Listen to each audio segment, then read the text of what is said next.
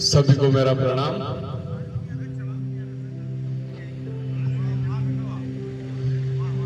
कि ठोकर खाकर भी जो ना सुधरे, कि जो ठोकर खाकर भी ना सुधरे तो उसकी मर्जी, वरना पत्थर ने तो अपना फर्ज निभा ही दिया था। एक बहुत सुंदर कहानी रेगिस्तान में एक पक्षी की। पक्षी रेगिस्तान में फंस गया था, घूमते फिरते वो रेगिस्तान में पहुंचा था और रेगिस्तान में वो फंस गया, ना उसको वहां पीने के लिए पानी मिल रहा था। धीरे धीरे कमजोर होता जा रहा था, काफी कमजोर हो गया था। उसके पंखों में भी पंख भी झड़ गए थे, उसके पंखों में भी जान नहीं बची थी कि उड़कर वो दूसरी जगह पहुंच जाए। बड़ा मुश्किल समय उसका चल रहा था, बड़ा तकलीफ में चल रहा था। रेगिस्तान में जैसे तैसे अपने आप को जिंदा रखे हुए था, बहुत परेशान हो चुका था। ऐसी परेशानी में एक दिन वो देखता है कि गरुड़ जी ऊपर आसमान में से निकल रहे होते हैं। वो उनको आवाज लगाता है। गरुड़ भगवान उसके पास आते हैं, उसकी हालत देख के उससे पूछते हैं, क्या हुआ, तुम्हारी हालत इतनी खराब कैसे हुई? बोले, क्या करूं साहब, मैं उड़ते हुए इधर रेगिस्तान की तरफ आ गया था और यहाँ ना तो मुझे पानी मिला, मेरा पंख भी जड़ गए, मैं उड़ के भी नहीं जा सकता, बहुत तकलीफ में हूँ। गरुड़ भगवान जी सुनते हैं उसकी बात को। इतने में वापस वही पक्षी उनसे ही पूछ बैठता है कि आप किधर जा रहे हैं? गरुड़ जी बोलते हैं, मैं तो स्वर्ग की तरफ जा रहा हूँ।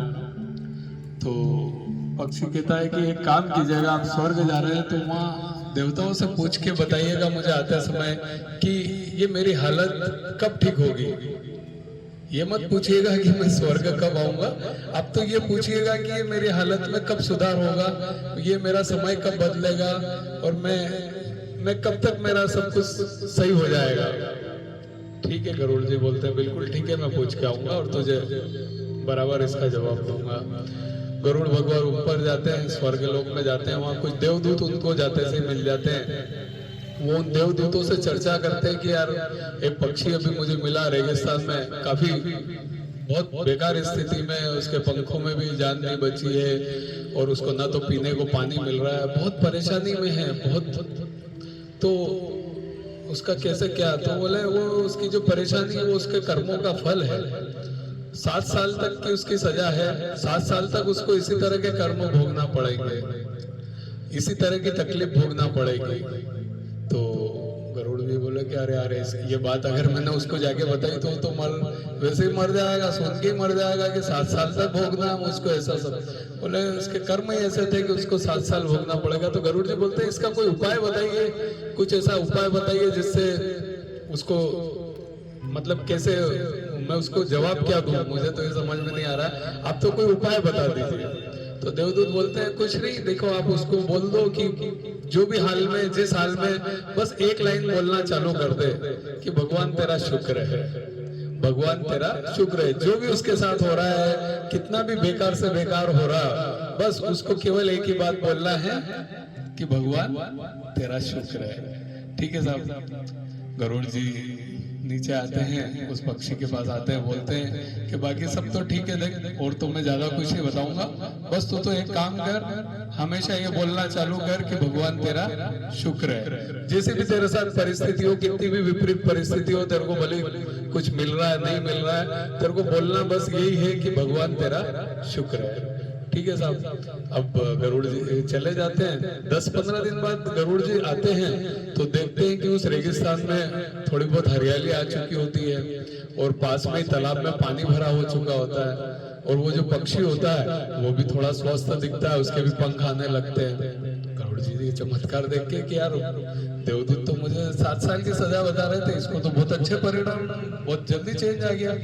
तो गरुड़ जी तुरंत स्वर्ग लोक की तरफ जाते हैं, ये पता करना है कि आखिर ये हुआ कैसे। वो जाके देवदूतों से पूछते हैं कि अरे आप तो बता रहे थे उसको 7 साल की सजा भोगना है और उसके तो अच्छे पंख वंख आने लग गए, वहां पर पानी भी मिलने लग गया, प्रकृति भी डेवलप हो गई, तो ये सब कैसे हुआ? बोले भगवान बड़ा दयालु है। जब वो पक्षी तपती रेत में गिरता तब भी वो बोलता भगवान तेरा शुक्र है। जब वो भूखा रहता प्यासा रहता तब भी वो बोलता भगवान तेरा शुक्र है।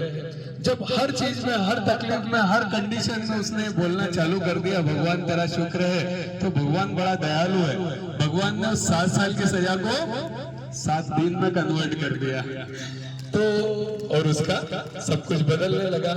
तो जीवन में हमें बहुत, ये कहानी केवल उस पक्षी की या हमारे गरुड़ जी की नहीं है, वो कहानी हमारे जीवन से बड़ा ताल्लुक रखती है। जब हम पॉजिटिव सोचने लगते हैं, पॉजिटिव एक्सपेक्ट को देखने लगते हैं और ये सोचने लगे कि भगवान ने तो मुझे बहुत कुछ दिया, दूसरों को तो कुछ भी नहीं दिया, दूसरों की तुलनात्मक तो मुझे बहुत कुछ मिला है। जब हम ये विचारधारा हमारे मन में लाने लगते हैं तो हमारे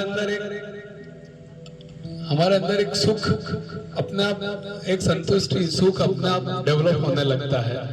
वो है ना, एक बहुत अच्छा गाना भी है इसके ऊपर, आपने सुना हो, पुराना गाना है, उसकी 2 लाइन सुनाता हूं मैं। सुना है सबने वो गाना?